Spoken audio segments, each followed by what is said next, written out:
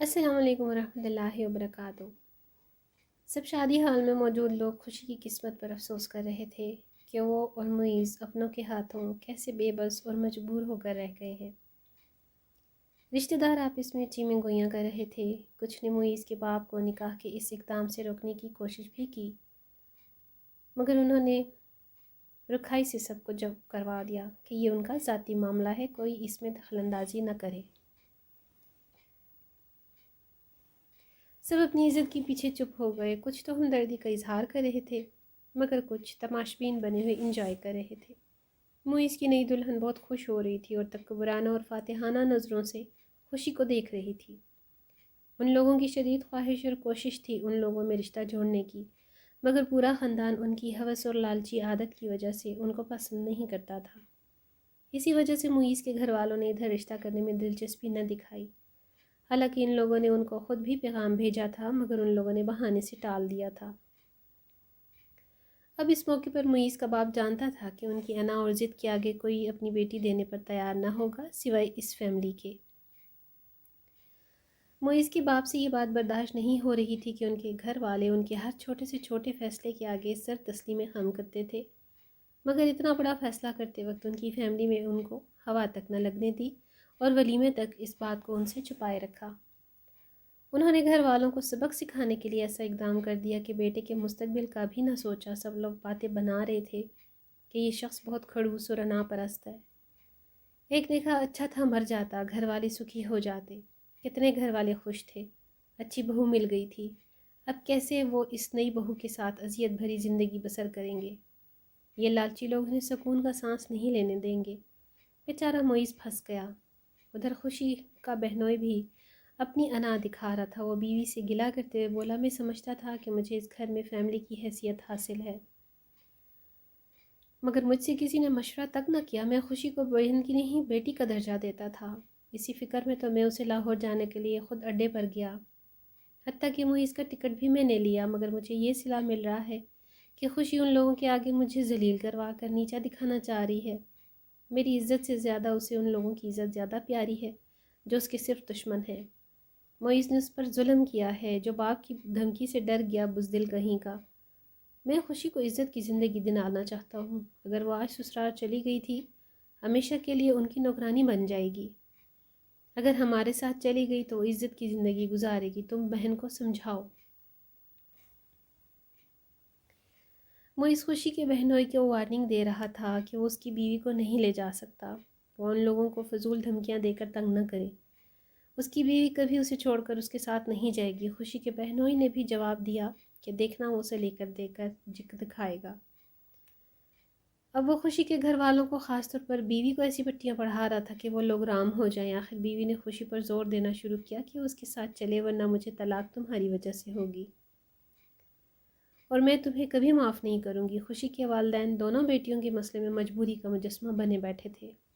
ان کی سمجھ میں نہیں آ رہا تھا کہ تھوڑی دیر پہلے وہ بیٹی اور داماد کو خوش دیکھ کر اس کی طرف سے مطمئن اور خوش ہو رہے تھے، مگر تھوڑی دیر کے بعد ہی کایا پلٹ چکی تھی۔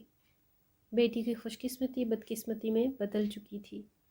معیز کا باپ، جو خوشی کی خوبیوں کا اندر سے دل سے متعارف تھا، وہ جانتا تھا کہ بیٹا خوشی کے ساتھ بہت خوش ہے اور وہ اس کے گھر اور گھر والوں کے لیے رحمت بن کر آئی تھی۔ وہ اسے کھونا بھی نہیں چاہتے تھے۔ ان لوگوں کے بارے میں بھی جانتے تھے کہ وہ لوگ لالچی ہیں، مگر اس وقت انا کی تسکین کا سبب وہی لوگ بن سکتے تھے۔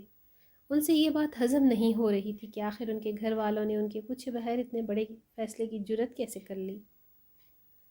پھر سارے خاندان کے سامنے خوشی کے بہنوئی نے ساری حقیقت کھول کر رکھ دی، جس سے ان کو خاندان والوں کے سامنے سکی محسوس ہوئی اور یہ شرمندگی ہوئی کہ خاندان والے کیا سوچ رہے ہوں گے کہ گھر میں ان کی کوئی اہمیت ہی نہیں ہے۔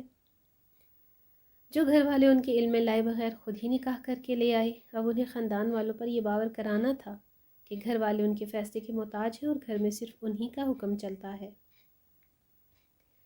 ہوٹل کا وقت ختم ہو گیا تھا۔ ویٹر برتن سمیٹ رہے تھے۔ دن کا ولیمہ تھا۔ خوشی کی سمجھ میں نہیں آ رہا تھا کہ وہ کیا کرے۔ اس نے باپ سے پوچھا کہ وہ کیا کرے۔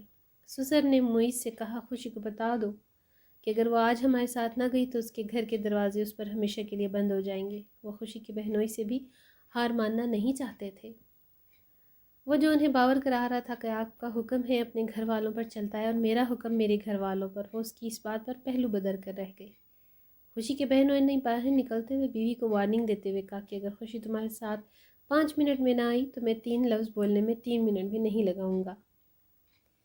اب دیکھتا ہوں تمہاری بہن تمہارا گھر اجاڑتی ہے یا بچاتی ہے۔ خوشی کی بہن خوشی کو کوسنے لگی کہ ہمارے ساتھ چلنے میں تجھے طلاق تو نہیں ہو جائے گی، بعد میں سب ٹھیک ہو جائے گا، مگر معیز کے ساتھ جانے پر میرا گھر اجڑ جائے گا۔ باپ نے بھی خوشی کو کہا بہتر یہی ہے کہ تم اس وقت موقع کی نزاکت کو سمجھتے ہوئے ہمارے ساتھ چلو۔ خوشی نے معیز کی طرف دیکھا، معیز کی آنکھیں نم سی تھیں۔ ساس اور معیز کی بھابھی لبک کر اسے روکنے کی کوشش کرنے لگی کہ وہ ویسے ہی دھمکا رہا ہے، تم ہمارے ساتھ چلو، مگر خوشی نے کہا پلیز مجھے ایک بار جانے دیں، ویسے بھی ابھی آپ کے گھر اور معیز کے کمرے میں میری جگہ نہیں رہی، ان دونوں کو نئی زندگی انجوائے کرنے دیں۔ ساس اس کی بات سے لاجواب ہو کر نظریں چرانے لگی۔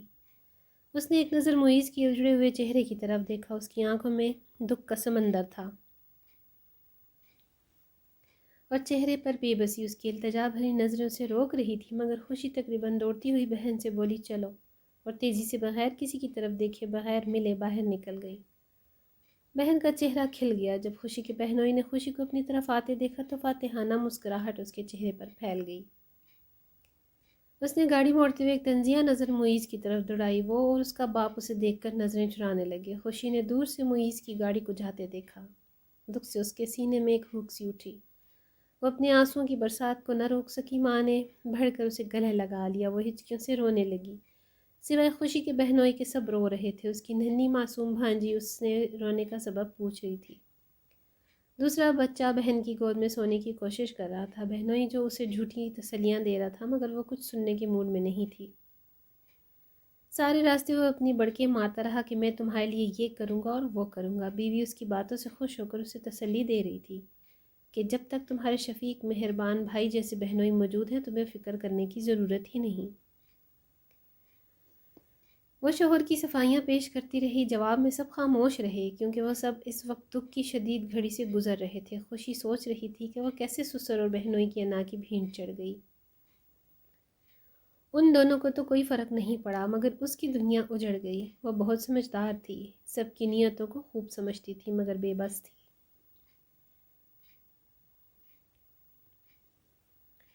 ماں باپ کے دکھی چہرے کو دیکھ کر خون کے آنسو رو رہی تھی۔ اس کی ماں سوچ رہی تھی کہ کیسے اس کا اچانک گھر بسا اور اچانک ہی اجڑ گیا۔ کاش وہ شادی پر ہی نہ گئی ہوتی۔ گھر پہنچ کر سب خاموشی سے اپنے اپنے کمرے میں چلے گئے۔ خوشی والدین کے لیے دودھ گرم کر کے لائی، دونوں کو زبردستی دودھ پلایا اور دوائی کھلائی۔ وہ لوگ اسے دعائیں دینے لگے، روتے ہوئے بولے بیٹا صبر کرنا۔ وہ ان کو چپ کر آتے ہوئے بولی اب کوئی نہیں روئے گا، بس آپ لوگ مجھے اب جاب کرنے کی اجازت دے دیں، ایک تو میرا دل بھی بہلا رہے گا اور میں بزی بھی رہوں گی۔ شادی پر جانے سے پہلے مجھے ایک اچھی اسکول سے آفر بھی ہوئی تھی۔ باپ نے بھرائی ہوئی آواز میں کہا بیٹا جو تمہاری مرضی کرو، میں ہر فیصلے میں تمہارے ساتھ ہوں۔ چند دنوں کے بعد خوشی کے والد نے اچانک داماد کو کسی سے فون کرتے سنا تو وہ دنگ رہ گئے۔ انہوں نے فوری طور پر ایک فیصلہ کر لیا۔ خوشی کا اسکول کافی گھر سے دور پڑتا تھا۔ باپ نے اپنے پرانے محلے دار کی مدد سے وہاں قریب ایک چھوٹا 3 مرلے کا گھر خریدا۔ داماد اپنے کام کے سلسلے میں اکثر گھر سے باہر کچھ دنوں کے لیے جاتا رہتا تھا۔ اس موقع کا انہوں نے فائدہ اٹھا ایک حصہ اپنا اور بیوی کا رکھا، باقی 2 حصے کیے اور دونوں بیٹوں کے نام پر ان کے اکاؤنٹ میں اس گھر کو بیچ کر جمع کروا دیے اور کسی کو کچھ بتائے بغیر وہاں شفٹ ہو گئے۔